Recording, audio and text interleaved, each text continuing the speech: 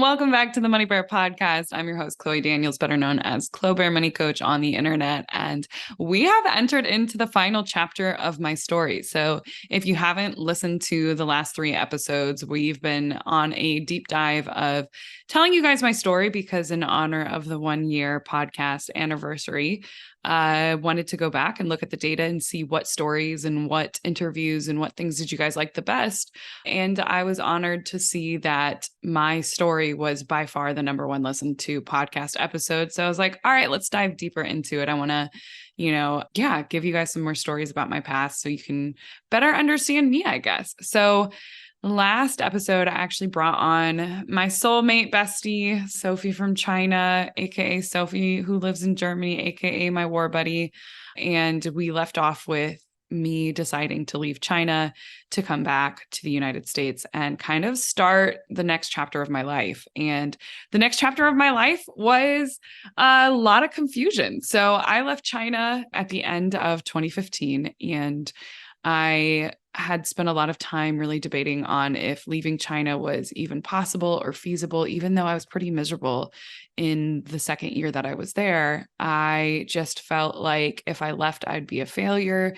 If I left, I had nothing to fall back on. If I left, there was just no way for me to make money. I had experienced what it was like applying to jobs in 2012. And it was like, no matter how many jobs I applied to, I just couldn't get my foot in the door anywhere. So I was really afraid that coming back, I was going to have that same experience. But luckily, after interviewing a crap ton, I got in with a company, a nonprofit that just kind of gave me my first chance. And I got lucky. Like, I'm such a big proponent of using your network. And if you don't have a network, expanding your network, because your network is so helpful when it comes to things like getting your foot in the door, getting that first job, and having just connections and opening doors. And I had a friend who was my mom's friend, and he and her went to high school together in the middle of nowhere. They worked at the IGA together, and he was also somebody who went to the University of Iowa. And when I was at the University of Iowa, he kind of gave me some advice while I was there too. He had come in for a football game or something. My mom was like, you should meet him. He's a pretty successful guy. He's got an English degree. I think his story will resonate with you. And I was like, all right, sure, whatever. And I meet him. His name's Steve. And he gave me some good advice. He just told me to, the thing that makes a good writer is going out and living your life and having adventures and exploring. And so when I moved to the United States again, I knew I wanted to be in a big city, but I wanted to be close enough to home. So that's how I ended up choosing Chicago. And Steve worked in a suburb outside of Chicago, and he helped me get an interview with the very first company that I worked at after China. And the role I went for and what I was looking for at the time was I just didn't know what I wanted to do. So I wanted a position that would give me exposure to a bunch of different things. So when I read the job description, even though I wasn't interested in an admin assistant roles, the title was an admin assistant. And the role, though, didn't look like an admin assistant because it was like I was helping on projects. I would have been helping with communications. I would have been helping with fundraising and doing all these different things. And that I was honest about that in the interview. When they asked me, why are you interested in this job? It was like, I really want to figure out what I want to specialize in, who I want to be. And I like that this role has so many touch points with so many different programs in the company that I can hopefully figure out where my expertise lies and expand and grow in that role and in that way. And so I made it really clear in the interview that I was looking to grow. I was not trying to be an admin assistant for more than a year. And I really didn't like the title because often admin assistants get pigeonholed into only being admin assistants. And I was like, this role doesn't really seem like an admin assistant. I'm really sensitive to that title. And luckily they were able to switch the title. They changed it to a development assistant, and then I got promoted every 6 months to a year that I was there. So I got promoted in a year and I went into a programs and communications specialist.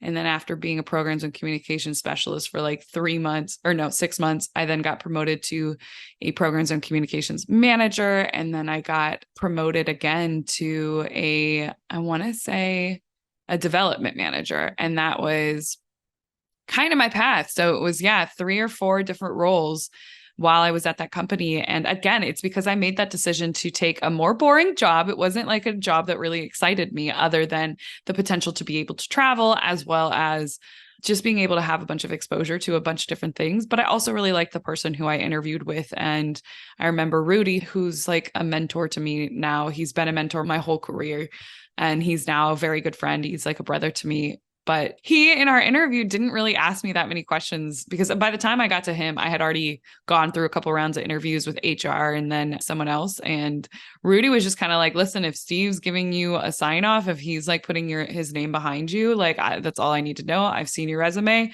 I've heard what people said about you. And when you talk to them, he's like, what questions do you have for me? Because I already know I want to hire you. And I was kind of blown away. I was like, don't you need to know more about me? And he's like, no, I see it in you. I see that you got what we need. And he was right. Obviously, I did really well for them and I worked really hard for them. I helped them in so many different ways in terms of like bringing in money and changing programs and improving programs. And yeah, I'm always going to be grateful for that job, because even though the environment itself was a little toxic, because the company kind of functioned like a air quotes family. And I think that's honestly a warning sign, because now that I've also worked at a company that is very boundaried and very professional, I would take that over the family approach any day, because even though it's like I really liked all the people that I worked with, there was so much drama all of the time. There was so much gossip, and it really was like a family, because it's like the head of HR was the niece of a senior vice president who had control over half of the company. So it's like very enmeshed, and that can be very toxic, and you can't really feel like you have a voice in the space. And there's just gossip, so much gossip. So I was happy to get out of there and go work in an environment where I was working with all engineers, because engineers are, at least the engineers I worked with, were all very like dry, very much not interested in any drama. There was no, we're a family approach. It was like, you are here to get a job done. You're getting paid really well to do the job, and you better get it done. And that was cool. It was really nice to be surrounded by people who were really just focusing on the job, and then like leaving and going home and doing whatever they had to do when they got home. So that was really good for me, because the emotional energy and the emotional drain of dealing with like drama at work is not good. It's like, how do you pursue anything else outside of work when you're spending 8+ hours a day with this like kind of toxic environment where you're constantly not only dealing with the drama of just work, but also dealing with these emotional ties and relationships and politics. It's just like, I wouldn't recommend that to anybody. Like, if you hear we're like a family here when looking for a job, just remember it's not supposed to be like a family. And not only that, it makes it hard to leave. So if you know that it's not the right place for you and you're ready to leave, but you're like, this is like my family, that it makes it a lot harder, because you feel like you're leaving your friends. And I did leave my friends, but it was the best thing I could have done. I would not be here right now had I stayed, because I was on a very fast track to becoming a director at that organization. And then hopefully eventually either an executive director, a senior vice president. That would have been way down the line, but I was very close to becoming a director when I left. And I turned him down, because I was like, the bullshit is still here. Even if I stay and get this director title and I get paid more and I get to travel more, the bullshit is here and I can't leave the bullshit.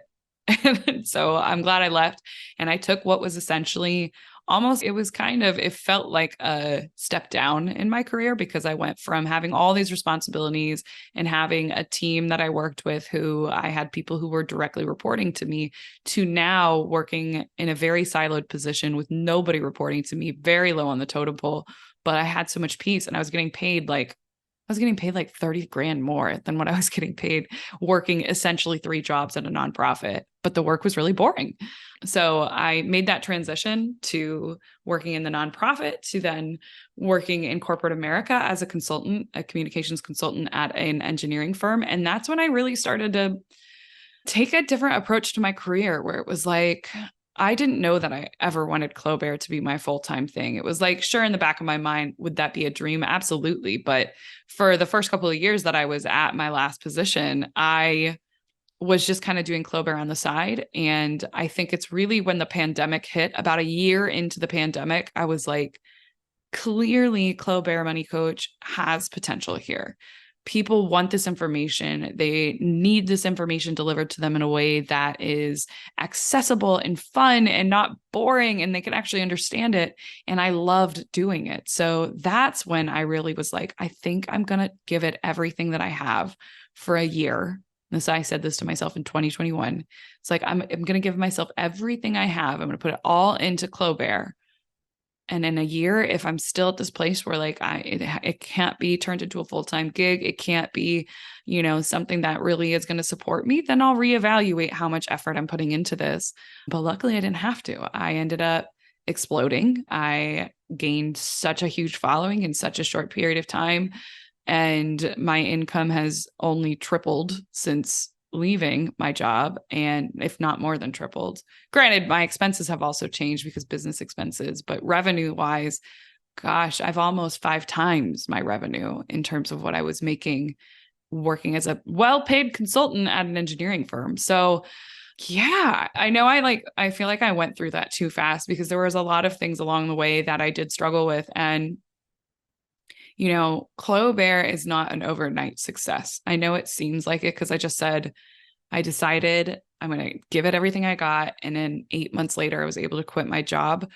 But to get to that point where I said, let's give this everything I have, it took years. I had been doing Clo Bare in some iteration for 4 years at that point. Clo Bare started as a blog for mental health. And I guess we skipped over that when we were talking about the relationship with Tyler. I started Clo Bare during that relationship on Thursday night in September because I had just finished reading Jess Sincero's book, You're a Badass. And before reading that, I had read the book, The Subtle Art of Not Giving a Fuck by Mark Manson. And both books just made me cry because I was like, I have this feeling I'm supposed to be doing something else. I'm supposed to be doing something bigger than this. I'm supposed to be doing something more impactful. And like, this isn't it. And I don't know what it is. I don't know what it's supposed to be. I don't know what I'm supposed to do next. I'm not even sure what I want to do next. I just know I'm supposed to do something. And I'm so scared of picking the wrong thing because everything seems so scary and big and overwhelming.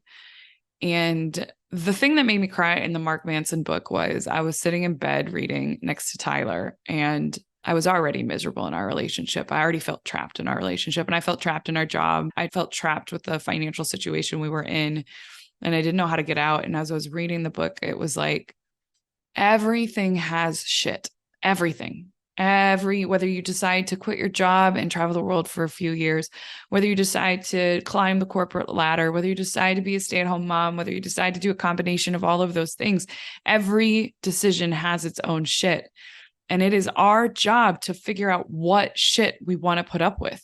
What is the shit we want to deal with? And I just remember crying because it was like, this shit that I'm dealing with right now is not the shit I want to put up with. I was so sad. I was so trapped. And I'm getting emotional even thinking about that moment because it was just like I felt so stuck and scared and disappointed. But I did not know what to do. And reading that book, I mean, it clearly showed me like something's wrong, something needs to change. And I knew things had to change because at that point in my life, I can't tell you how many times I would be driving in traffic. And mind you, I was driving like an hour plus to work there and back every single day in dead stop traffic in Chicago. And I remember like there were times where it would take me 2 hours to get to work because traffic was so bad. And I just remember like slamming my hands into the steering wheel and screaming, like, is this how my life is going to be for the rest of my life? Is this all there is? Is this it? I was supposed to do something else. This is not where I was supposed to be. And there's that guilt of being like, well, you should be happy. You have a good job. You have a supportive family. You have great coworkers. Some of them, you've got a relationship. You've got all these things that so many people want. And I was so fucking miserable. And at the time, I didn't know I was suffering from PTSD. I didn't know that the freezing, the feeling incapable of acting, the stuck in this place and unsure of what to do was largely due to my undiagnosed PTSD from what had happened in China. But I was so fucking dissatisfied. And like I said, there were so many times that I'd be in that parking lot, AKA the commute from Chicago to where I was working out in the suburbs, and just wondering how this was my life and how miserable I was. Even though it's like on paper, it's like, you shouldn't be miserable. This is what everybody does. This is what you do. This is, you're being selfish wanting anything more. But I was angry all the time and unfulfilled. And so that's what led me to start reading some books about finding fulfillment, about self-help. I think I literally Googled like, what are the best self-help books right now? Because it's like, I didn't even know what part of my life I needed help in. And that actually was brought on by a panic attack that I had when I was at the gym with Tyler, and we were going to this fancy gym in Wicker Park, Chicago. And I had been feeling okay about myself, and I hadn't been dieting. I'd been taking care of myself in terms of like giving up all dieting, giving up all like these healthy eating plans, and was trying to just like honor my body and listen to my body and stop stressing over it. And I remember walking into the gym and seeing myself in the mirror and just feeling disgusted, and trigger warning for eating disorders and suicidal thoughts. Because, yeah, so skip over like 2 or 3 minutes if that is a trigger for you. But in that moment, when I saw myself in the mirror, my thought was over and over again, you should just kill yourself. Over like bombarded. All of a sudden, the floodgates opened, and it was just like, you should just kill yourself. You should just kill yourself, over and over again. And I just felt like this bomb inside of me getting ready to go off. And I tried to like drown out the thoughts by just like getting on the Stairmaster and working towards it. But it was like, I was dying inside. I was like melting. And I went up to Tyler and I was like, I have to go. We have to go. I'm about to lose it. And he's like, okay, yeah, like, let's go. And we get into the car. And before we even get into the car, I am just crying. Like, I am bawling my eyes out. I'm sobbing. I get into the car and I turn on the car. He's like, do you need me to drive? And I was like, yeah, I need you to drive. And I can't even explain to him what's happening yet. And I'm just having one of those moments of total breakdown. And we drive home in silence as I'm like just dealing with this. And I go into my room. We were sleeping in separate bedrooms at the time. And I call my friend who understood what it was like to deal with eating disorders and not being able to accept like body stuff. And I was just like, Elise is who I called. And I was like, just sobbing. I was like, this is not a normal reaction from seeing yourself in the mirror to thinking over and over again, like, I want to off myself. Like, that is not a normal reaction. And it's like, it's so overwhelming and it's so powerful right now. And it was just like, I just needed to cry to somebody. And I was like, I think I need therapy. I think I need to go back to therapy. And she's like, yeah, this isn't okay. Like, you can't function like this. Like, this isn't functioning.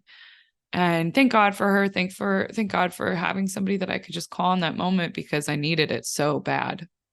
And the next day I ordered all those books and started, I also got like the beauty myth. I got some body positivity books, and I found a therapist and started working with a therapist. And the day before my first therapy appointment was when Clo Bare was born. I had that mental breakdown. I had spent so much time being miserable. I had started reading those books because I think it took like a few weeks to get into therapy. And I knew after reading the Jen Sincero book that it was like, I just have to do something. Whatever the next right thing is, I have to do it.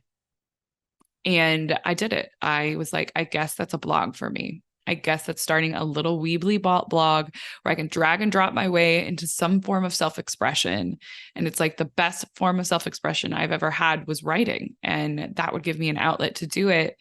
And I'm a little bit of an attention whore. So it was like, even the idea of people reading it, it was like encouraging to me. It was what I wanted. I wanted to be able to connect with other people and share the struggles of just existing. And so my very first blog post was, my first therapy appointment is tomorrow. That was the title of it. And I just dove into what that meant to me. Like, I had been to therapy before. This wasn't new. I had avoided therapy for a while because my first experiences with therapy weren't necessarily the best. And I was just like, it's time to try this again. And so I had actually booked appointments with two therapists because I wanted to try them out because of my experiences before. I wanted to make sure that I was picking somebody who I was truly comfortable with. And the first person I went to was very goal based. It was very like, it kind of felt like a progress report with like a job or something. And I was like, this doesn't feel right. And then I found Esther Shin, who was a trauma informed therapist who specialized in eating disorders and trauma. And at the time, I didn't know I had any trauma. So it was like, okay, well, I can at least talk to her about the eating disorder, not understanding that the eating disorder stuff was really a symptom of other things. And so luckily, I got in with her and we started EMDR therapy. And it took actually a while for us to do EMDR therapy because I was so good at hiding what was wrong that she didn't think that that was something that I needed. And yeah, that's how Clo Bare started, is this desperate need for something in my life that gave me purpose outside of my job because I was so unhappy. And Clo Bare was there for me. And that gave me shivers. Oh, I mean, it's like I've said that before because Clo Bare has been there for me in every way for such a long period of time. And it's like something I created. So it's weird to say that, but like when I think about how I feel the most complete and when I feel the most complete and when I feel the most purpose and when I feel success and happiness and supported, it's because of Clo Bare. Like I've joked before that like Clo Bare's been the best relationship I've ever had. And it feels like a relationship with like this side of myself, the side of myself that I've like always wanted to be, and the side of myself that's like showing up authentically, and the side of myself that's like, you know, handling her shit. And because of Clo Bare in those years that I was going to therapy, I think I grew so much faster because it was like Clo Bare was this accountability for myself. I was sharing it on the internet. I was sharing it on my Instagram to like my maybe 2,000 followers at the time. And Clo Bare changed my life in every way, literally every way. Like before Clo Bare Money Coach was a thing. And if you don't know, the name Clo Bare comes from something my mom used to call me, which is Clo Bare. But obviously there's a spin on it because it's spelled Bare.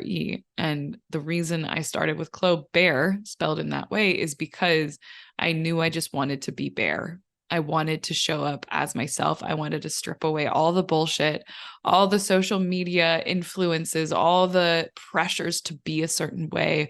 And I wanted to be bare. I wanted to be honest about what I was going through. I wanted to be honest with myself and honest to other people, and show the anti highlight reel where it's like, I'm showing you all the shit. I'm not even showing you the good stuff. And yeah, look at us now. So, Clo Bare evolved so much over time because it was never something that I just knew what it was going to turn into. If you had told me back in 2017 on that night where I was crying in bed because I wanted something so much that I could go back and just like, I'm trying to think of what I would even say to her. Like, I think I would just say, like, it's going to be so much better than you ever imagined. And it's going to be really hard. And you're going to make a lot of mistakes along the way. And you're going to date some bad people who are going to take advantage of you, but you're going to grow from each and every one of those experiences. And it's going to be great. Like you're going to make, oh my gosh, I didn't mean to get so emotional, guys, but it is really emotional. And I don't spend a lot of time thinking about this. I don't spend a lot of time going back and looking back at how much I've done since 2017. I mean, that was 6 years ago, and to think of not only how I've helped myself and how I have gotten out of that, but and just like really truly become who I was supposed to be and who I always wanted to be, and like my authentic self, and like trust me, it's still a work in progress. It's still like it's not like solved, it's not over. But to think about how many people I have helped as well, it's hard to believe and it's hard to process. And I'm so grateful and I'm so proud. And I wish I could go back and just give Chloe a hug and just be like, this is the right move. You're doing the right thing. You are on the right path. Trust it and keep going. You're gonna get there and it's gonna be fucking amazing. And you're gonna live every dream you've ever wanted. You're gonna have fucking interviews with Bloomberg on Mondays and interviews with Bankrate on Fridays. You're going to help thousands of people, thousands, like so many fucking people. And they're going to feel seen and they're going to feel understood and they're going to remove the shame that they have felt because of money. And you're going to transform people's finances, which then transforms their whole fucking life. And like, that's you and you're doing it in your own way and you're staying true to yourself and you're not, you're not letting anybody else tell you how to do it. And you're literally living your dream. Like, fast forward to 2023 and like, sure, not everything is figured out. We still have not figured out the love life. But girl, you have figured out your career. You have figured out your purpose. You have a fucking nearly $1 million business. And you are living in California. You love yourself.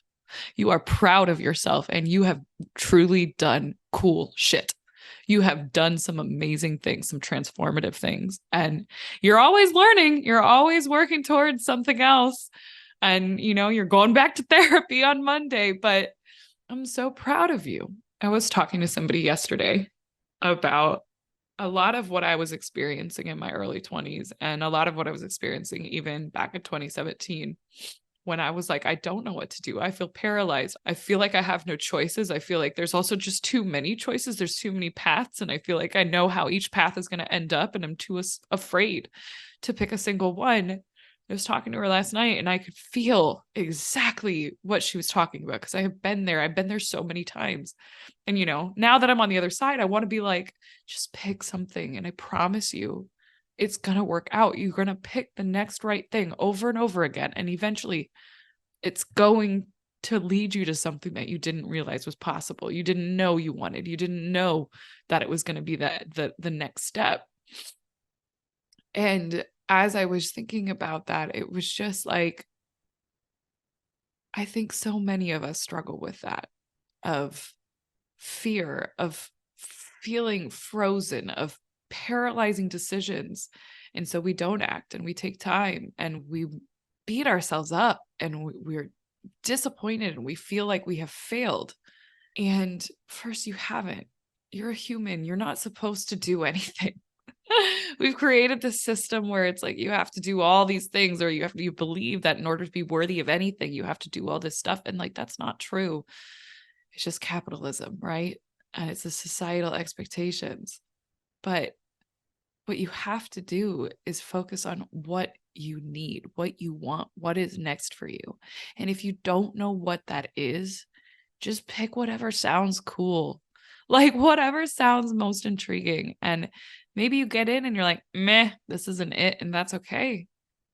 But it's going to lead you to the next thing to cross off of your list. And I do think that like paralyzing fear, that paralyzing moment, it's often due to past traumas. It's often due to something we haven't fully processed yet. So if you're like listening and you're like, I am where you were, I am in that place right now, I highly recommend trying to work with a trauma-informed therapist.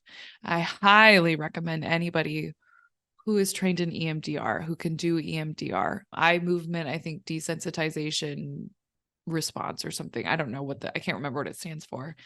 But if you're really at that place where you've been frozen for years or months or years or even longer, it's probably something in your brain. It's probably some trauma. It's probably something that you need to get some help on. So I do want to say that because it is hard. I could say, oh, just go read You're a Badass by Jen Sincero. But like, really, I don't think I would have seen the growth that I saw in the last couple of years without therapy, without EMDR.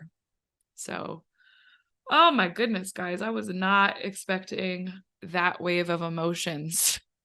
My podcast team's going to have it in for them with this editing, but it's big. And I don't look at it enough. I don't like celebrate how far I've come enough. And I am really proud of who I've become. And I am really grateful that I ended up here. And, who knows what's next? I mean, I'm still working on a lot of things. I don't have my love life figured out. I do not have how I show up in relationships and how I attract what I want figured out yet. And that's why I'm going back to therapy, because I don't want to keep repeating patterns that I've repeated over and over again. And I take ownership for that. I know that that's my experiences in having really bad relationships, or just even having relationships that don't serve me, like I am the common denominator here. And no, I'm not going to take full blame. There's also a lot of things going on in our world. There's the patriarchy, first of all, there's the lack of equality in heterosexual relationships. And then there's so much more at play. And then there's like really fucking high standards, and I should have really high standards. So just working on even being open to loving anyone ever is something that I'm working on in therapy now. And I'm excited to take you guys along for the journey. But yeah, that's how Clo Bare was started. And we didn't shift into even thinking about money until 2018, the end of 2018. It was like October. And that was when I started sharing my budgets and sharing what I spent my money on. I was out of that relationship with Tyler, and I had, in the 9 months that we had been broken up, I had been like, all right, it's time for me to be my own savior. It's time for me to recognize that money is a tool, and I am struggling to thrive as money is scarce and stressful, and I need to figure this part out. And I did. I slowly started figuring it out, and I became obsessed. And finally, by 2020, I had been blogging about money for about a year and a half when somebody was like, hey, Saya Hillman, shout out to her. She's Saya Hillman on Instagram. She gave me a lifeline. She was like, hey, I see you posting about your budgets online, and I think that you should come teach a budgeting class. And I was like, hell yeah, let me do that. And that was my first taste of money coaching. And by 2021, I was like, I think I want to do more. I think I want this to really be my thing. And I just kept listening to what the next thing was. And that's led me here. And I'm so fucking grateful. And thank you guys for being part of that. And thank you for letting me teach you and let me be vulnerable and being such a safe space and fighting the trolls in the comments when they come up, because that really means the world to me. And like I said, this is the best relationship I've ever had. Clo Bare, this community, this business, this connection, this is the best relationship I've ever had. And I don't think that's sad. I think that's really cool that I was able to create something that fulfills me in so many different ways. And I mean, I'm still out here looking for my partner. Someday I will find that. And I'm working on believing that's true. But yeah, I'm trying to think if there's anything else I want to say. Here's what I'll do. Let me know if you have any more questions about my journey. I can dive into the numbers of, so then I focused on debt freedom, and then I focused on investing, and here's the mistakes I made along the ways. A lot of that's on the blog. A lot of that's in my free class. So if you haven't come to my free investing class, I tell you more about my numbers side of the story in that class, and that's at lazyinvestingclass.com. But yeah, let me know what other questions you guys have. I feel a little drained after crying like that. So I feel like this is a good place to end post China years on. Like I said, March 2021, I was like, let's fucking do this. Let's dive in. Let's make this happen. And I became Clo Bare Money Coach. And from there, by October, I quit my job.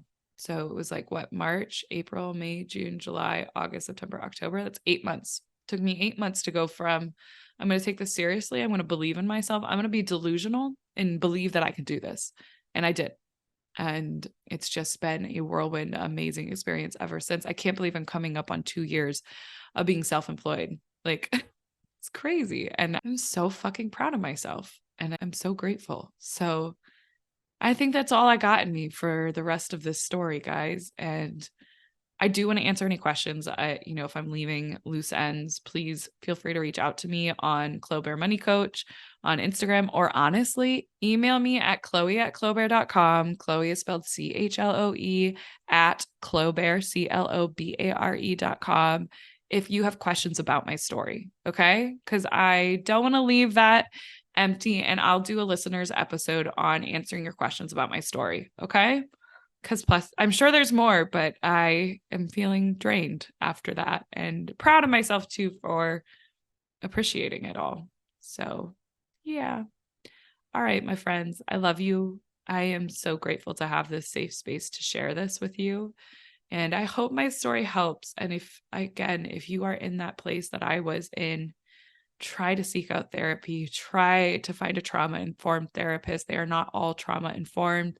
If you can't afford therapy, there are courses online for dealing with and like doing self-therapy, or there's apps like BetterHelp, which we should get BetterHelp to like sponsor something. But I love you all, and I hope you have a wonderful rest of your day. I will see you guys next week. Thank you so much for listening to the Money Bear podcast. If you've made it this far, do us a favor, take 2 seconds, rate, review, and subscribe. It seriously means the world to me. And if you just take a sec to do that, I will appreciate you endlessly. And if you do, let me know on Instagram and I'll thank you personally. So, got that. And of course, since we were talking about anything financial on this show, please note that nothing on this show is intended as financial advice. I don't know you, unfortunately. And because of that, I cannot tell you what to do with your money. You got to work with a financial professional who knows your situation, who is preferably a fiduciary. And keep in mind that everything that we talk about on this podcast is for education and entertainment purposes only. It's all my opinion. So, there's that. If you want to see our full terms and conditions, head on over to the show notes. And while you're there, we've got free resources for you to get started on your money journey down in the show notes as well, including a free guide to help you with your budgeting templates and budgeting tutorials and investing 101, understanding the different accounts that are out there. All that good stuff is inside of my free guide, which is also available at thelazyinvestorscourse.com/guide. And if you're ready to take our relationship to the next level, I am also hosting a monthly investing class. And that investing class, you can find the times we're offering it this month at thelazyinvestorscourse.com/webinar. That link is in the show notes as well. And that's where you have the chance to meet me live and ask those money questions live. It's a good time. We've had over 20,000 people as of recording this join or register. And yeah, it's always nice to meet you guys. So I hope to see you there. Again, all that is available down in the show notes. So thank you again for coming and listening. I appreciate you, and I'll see you next week.